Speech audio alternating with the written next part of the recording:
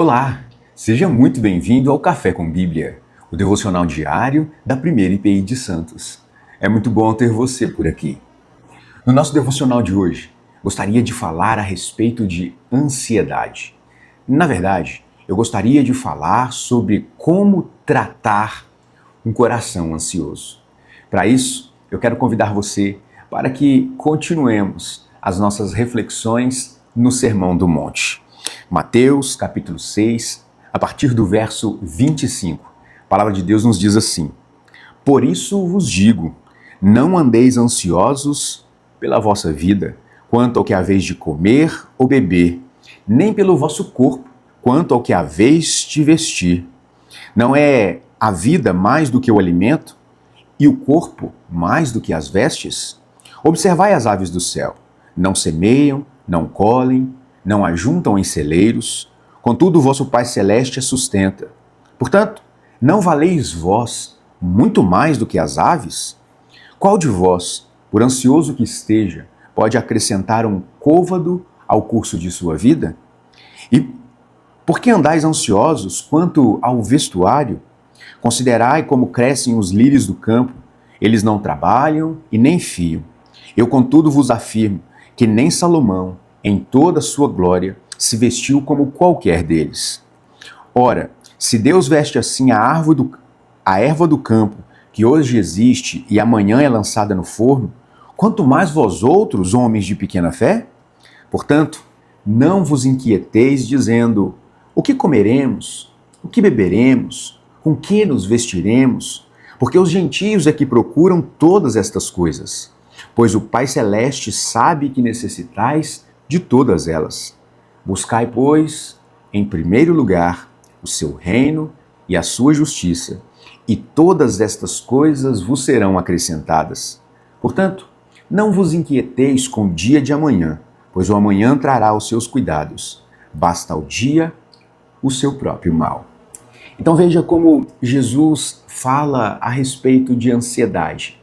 E é interessante perceber como, compreendendo o contexto da fala de Jesus, nós conseguimos identificar não apenas como Jesus propõe o tratamento da ansiedade, como nós também entendemos qual é a origem de um coração ansioso.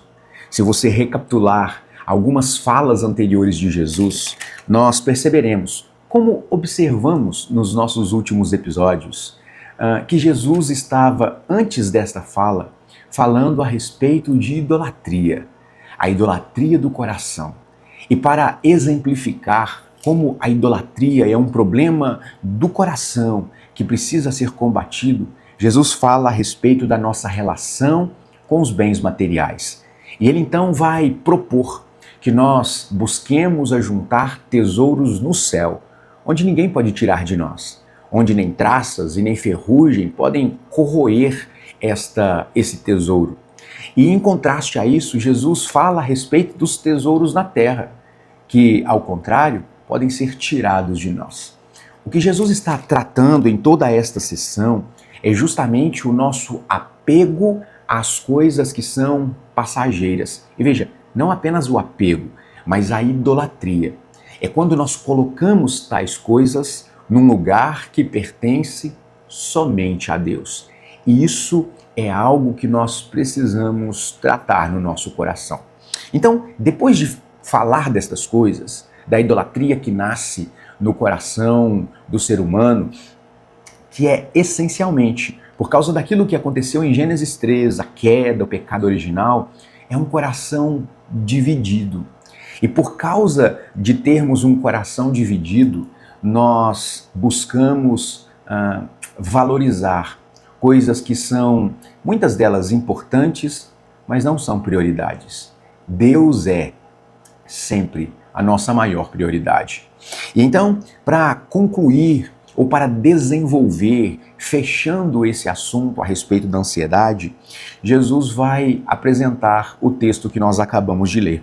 É por isso que o texto começa, por isso. Por isso o quê? Jesus estava falando de ansiedade, de um coração dividido, de que é impossível agradar a dois senhores, ou nós servimos a Deus, ou servimos às riquezas. E aqui é mais um exemplo de como os bens materiais, aqui chamados de riquezas, são bênçãos de Deus na nossa vida, podem se transformar em uma grande maldição.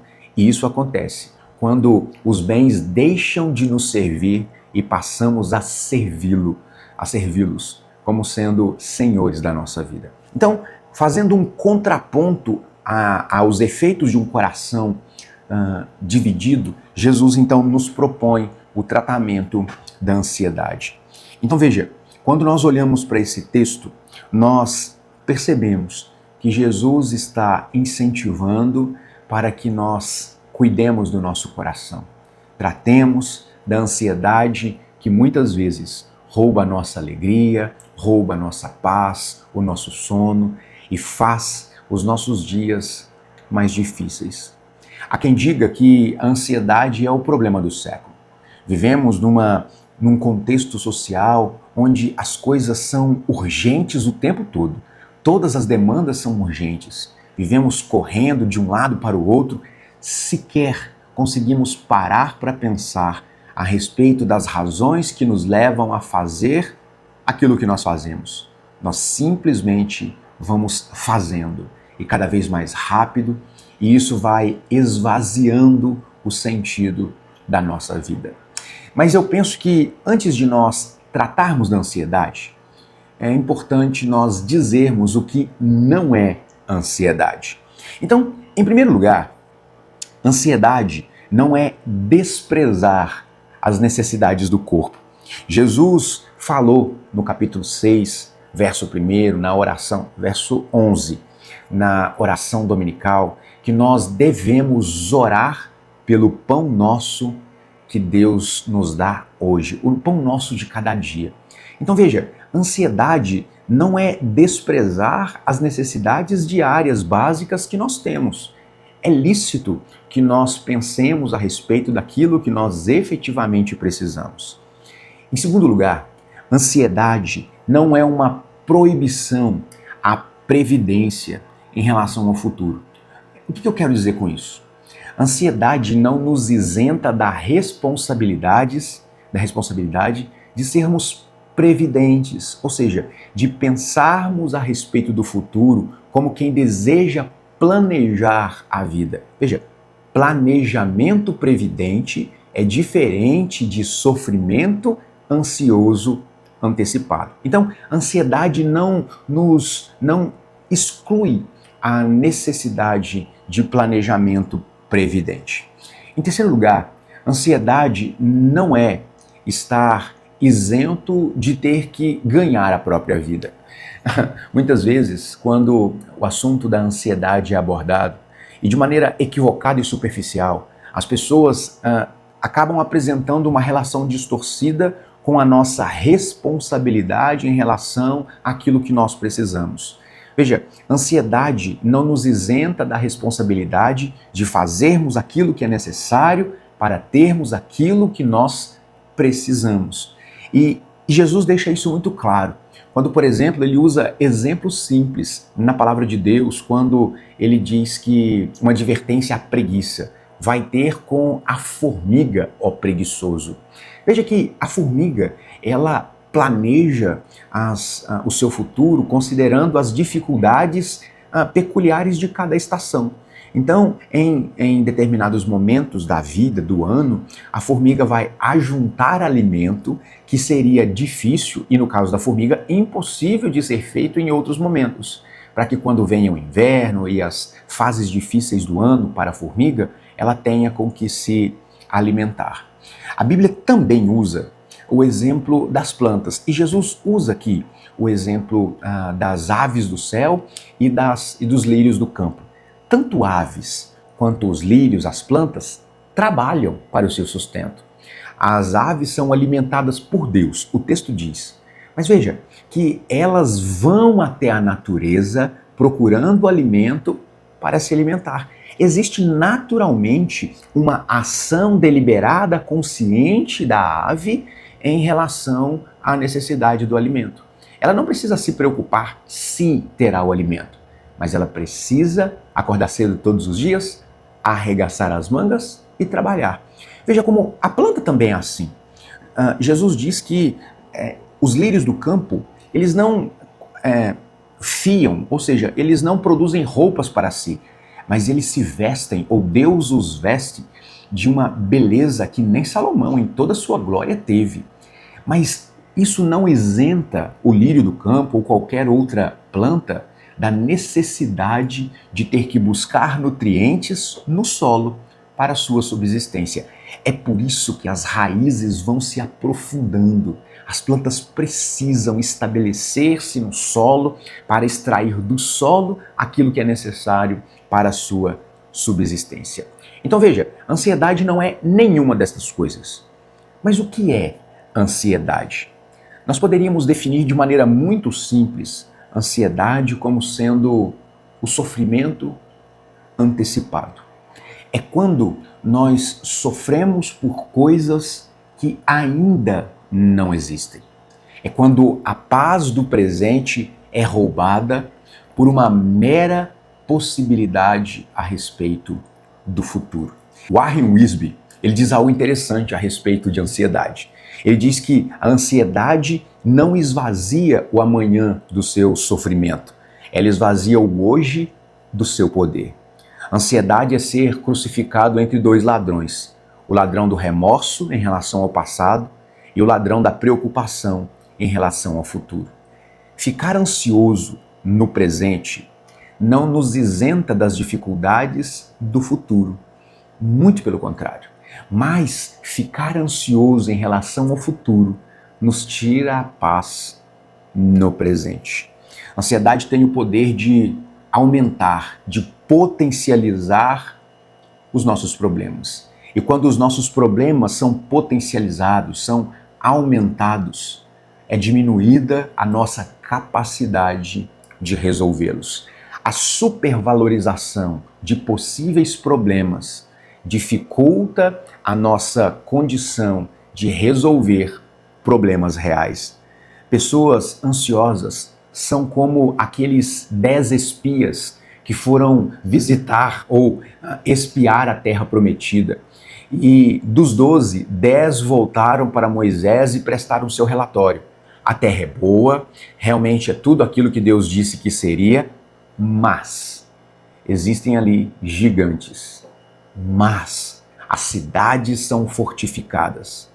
A pessoa ansiosa, ela valoriza muito mais os gigantes, as dificuldades e as impossibilidades do que a beleza da terra prometida. Viver ansioso é enxergar gigantes em todo o tempo.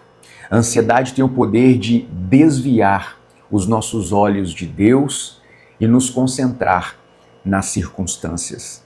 Então veja que viver ansioso não é uma boa escolha. E sobretudo não é uma escolha nossa, porque viver ansioso é uma escolha. Portanto, a ansiedade não é uma escolha condizente com a nossa filiação. Porque nós dizemos que somos, a Bíblia diz isso, filhos de Deus. E como filhos de Deus, somos cuidados, sustentados e protegidos por Deus. Jesus nos apresenta alguns, e eu separei três argumentos para que a gente consiga vencer a ansiedade. Jesus não está especulando se existe ansiedade ou se a ansiedade pode bater a nossa porta.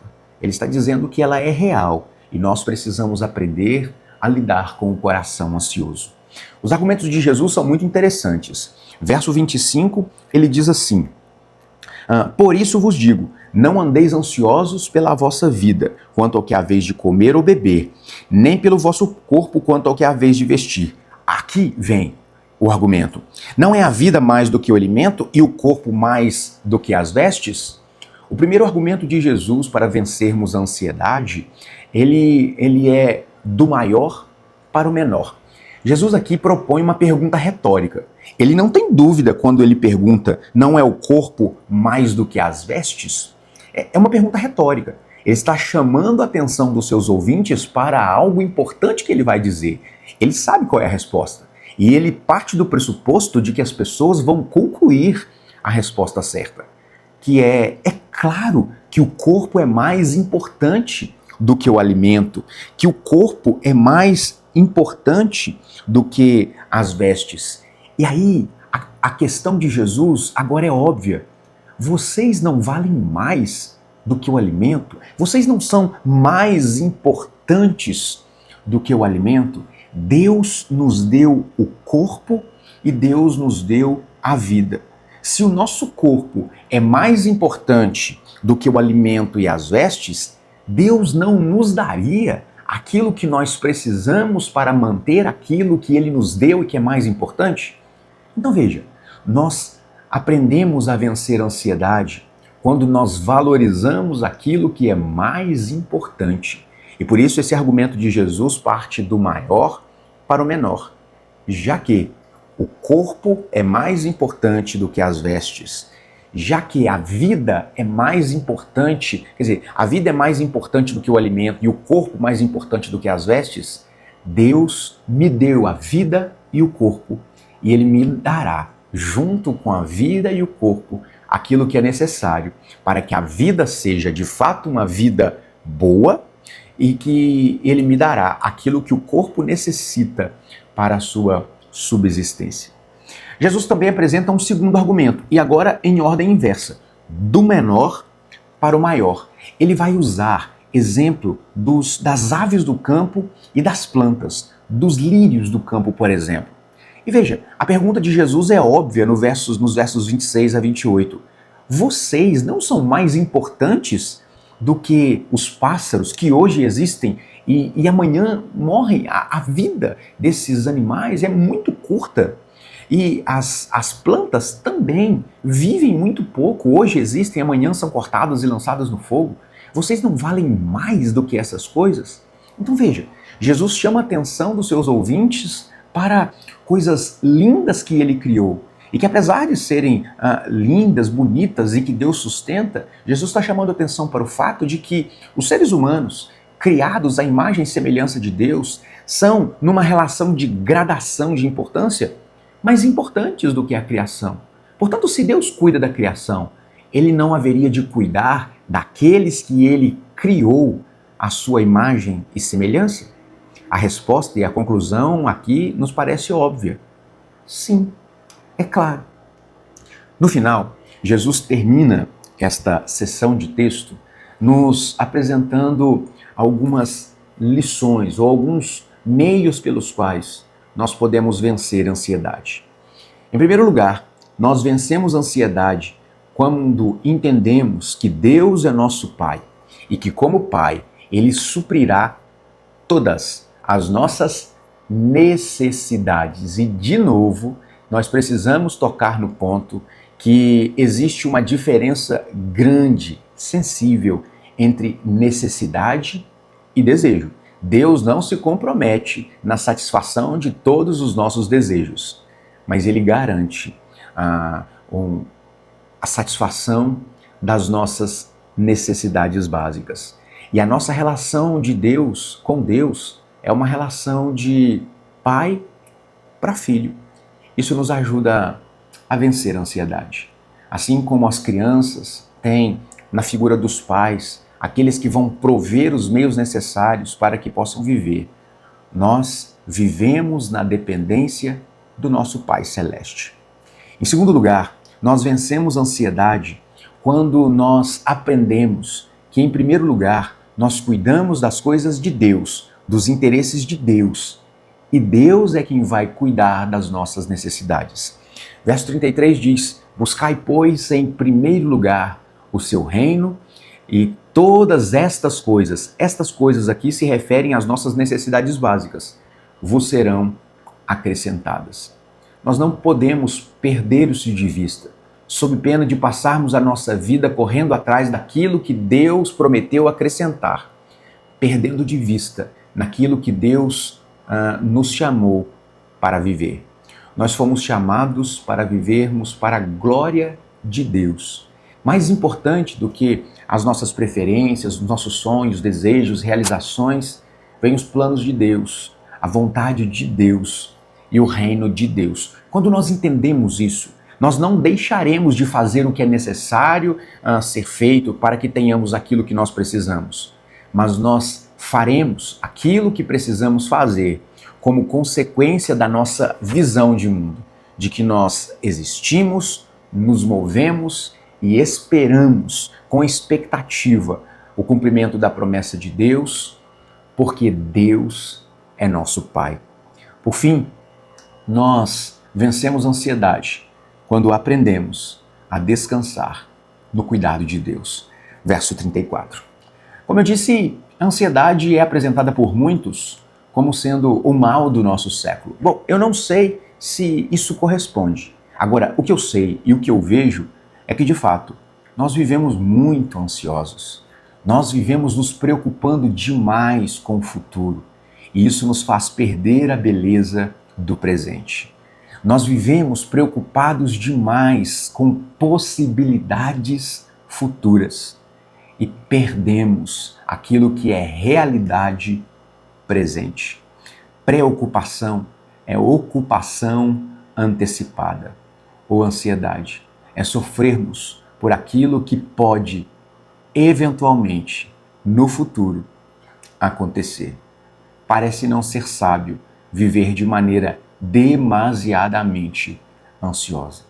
Por isso, nessa manhã eu quero convidar você a descansar o seu coração no Senhor. Se você tem sido, tem lutado contra a ansiedade, a palavra de Jesus para nós hoje não é apenas um esclarecimento a respeito de motivos racionais, intelectuais, teológicos sobre a ansiedade. É, além disso, um convite ao descanso, a entregarmos o nosso coração, a nossa vida nas mãos do Senhor. Se esse é o seu caso, eu convido você para orar comigo nesse momento. Deus querido, nós colocamos diante do Senhor a nossa vida, porque acreditamos, ó Deus, que somos ouvidos pelo Senhor, que o Senhor, ó Deus, nos atende e tem cuidado de nós.